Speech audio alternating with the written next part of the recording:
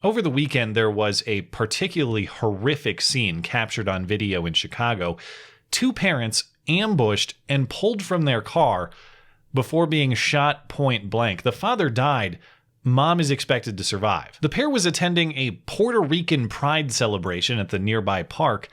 Their car was conspicuously waving a Puerto Rican flag, and it's speculated that ethnic hatred may have played some role in the shooting. The victim's brother says the conflict started when his brother rear-ended a parked car, and that led to the group of men approaching the car and to the public execution. And while that one was especially gruesome in its public visibility, it was actually just one example in a much broader weekend of carnage. And to be perfectly clear, there's no indication that Chicago shooting had any specific connection to Juneteenth, but the newly declared federal holiday was honored in blood throughout other parts of the country, and for a day intended to commemorate an end to bloodshed and abuse, it was an awfully ironic way to celebrate. California, South Carolina, North Carolina, Michigan, Colorado, and more all saw Juneteenth celebrations turn violent and even deadly. But as usual, there's nothing to see here. Each one of these was an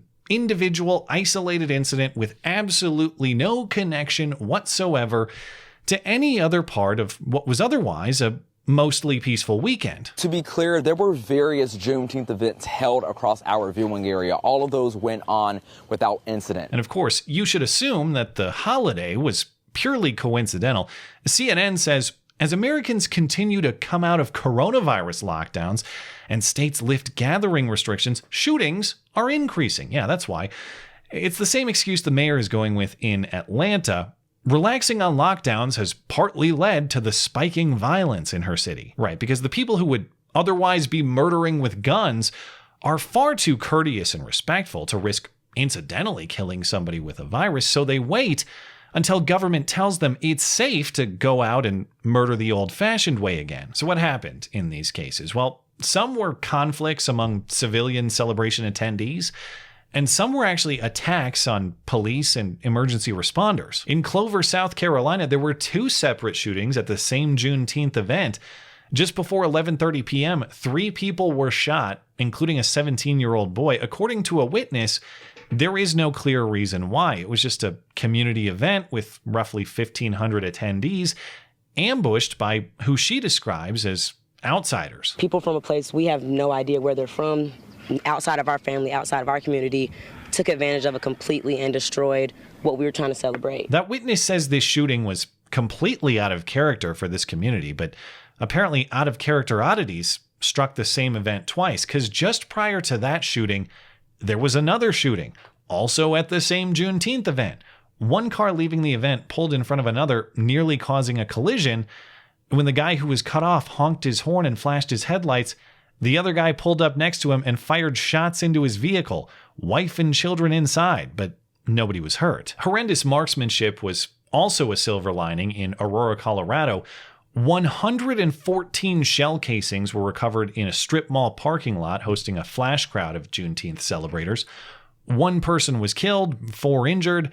Suspected multiple shooters remain at large, though for the accuracy they displayed, it is speculated they have been promoted to Death Star stormtroopers. Elsewhere, it wasn't just crowds that were hit, but emergency responders too. In Raleigh, North Carolina, a paramedic was called to a park hosting a Juneteenth event to assist a child having a medical issue. And for reasons unknown, multiple shots were fired across the park, with rounds hitting both the ambulance and the paramedic.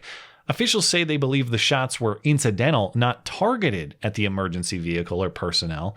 The paramedic is expected to recover. And once again, very important to remember, this was an isolated, anomalous incident that has absolutely nothing to do with very similar things happening at very similar events elsewhere simultaneously. I'm glad every other Juneteenth event went without altercation.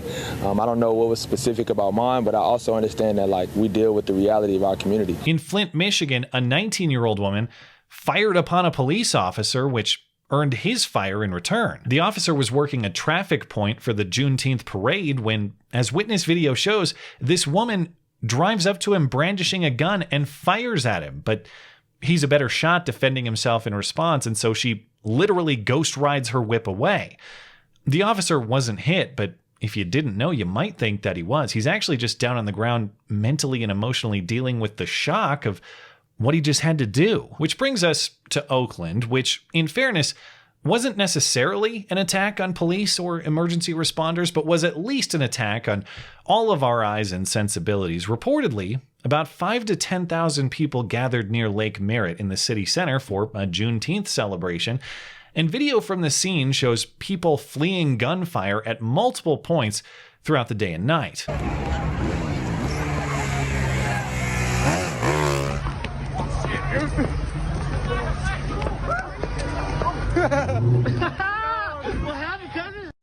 They got them blowers, bro, yes. A reported gang shooting killed 1 and injured 7.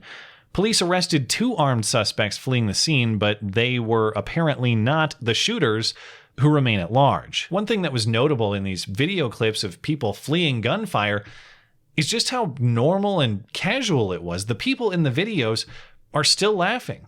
They're still having a good time. Even the guy's video caption says it was way too fun to leave. So he stuck around between shootings. And if shootings don't stop the party, well then an ambulance to tend to the shot can't stop the party either.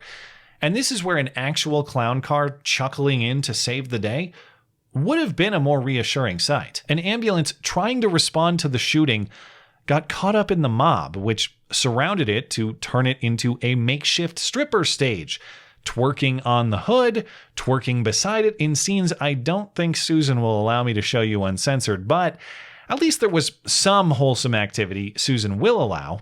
Some guy was playing 500 with the crowd, chucking a football off the ambulance roof. And originally, I'd actually been too kind to this horde because video shows emergency personnel wheeling gurneys around. I thought maybe this is just where the ambulance happened to stop to tend to the victims, and the mob didn't obstruct the ambulance necessarily. They just danced where it parked. But nope, multiple reports confirm this ambulance was stopped in its pathway by the mob to repurpose it from critical lifesaver to makeshift ass display. As quoted in the San Francisco Chronicle, the Oakland police chief says, "The mob prevented ambulances from passing as medics attempted to tend to the wounded." If there's one thing worse than being a mass shooting victim, it's gotta be having these flapping hams be your last sight as you lose consciousness. May God have mercy on that dead man's soul.